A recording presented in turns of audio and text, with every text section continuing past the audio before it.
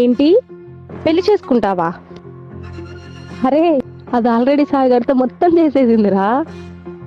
వాళ్ళిద్దరి మధ్యన ఎప్పుడో ఫిజికల్ అటాచ్మెంట్ అయిపోయింది.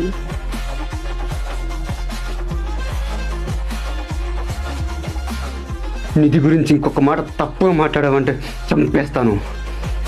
Sorry Shiva, sorry Shiva.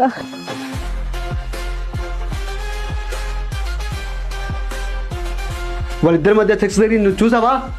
లేదు కదా. ప్రేమ అంటే ఏంటో నీకు తెలీదు.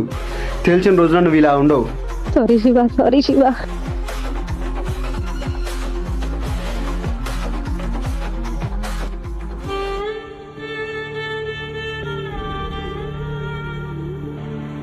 హలో సత్య, నాకు పని చేసి పెడతావా?